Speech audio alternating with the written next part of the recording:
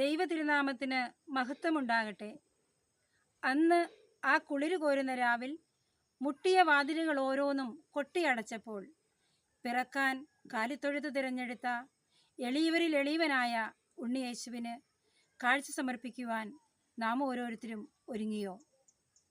അന്ന് പൗരസ്ത്യദേശത്തുനിന്നെത്തിയ ജ്ഞാനികൾ നിക്ഷേപപാത്രങ്ങൾ തുറന്ന് പൊന്നും മീറയും കുന്തിരിക്കവും രക്ഷകന് മുന്നിൽ കാഴ്ചയായി സമർപ്പിച്ചു. കാലിത്തൊഴുത്തിൽ ഇടമൊരുക്കി അവരാലാവും വിധം കാലികളും ദൈവകുമാരന് മനസ്സർപ്പിച്ചു. രാജാക്കന്മാരുടെ രാജാവിന്, മണ്ണിൻ്റെയും വിണ്ണിൻ്റെയും സൃഷ്ടാവിന് ഈ ലോകത്തിലേക്ക് പിറക്കാൻ അങ്ങനെ ഒരുക്കപ്പെട്ടു ഒരു പുൽത്തൊട്ടി. ജ്ഞാനികൾക്ക് വഴികാട്ടിയായി നക്ഷത്രം മുന്നേ സഞ്ചരിച്ചപ്പോൾ പ്രകൃതിയും തങ്ങളുടെ നിയന്താവിന് കാഴ്ച സമർപ്പിക്കുകയായിരുന്നു. യേശുവിൻ്റെ ജനനത്തിന് ഒരുങ്ങുന്ന നമ്മളും കാഴ്ചകൾ സമർപ്പിക്കേണ്ടതല്ലേ?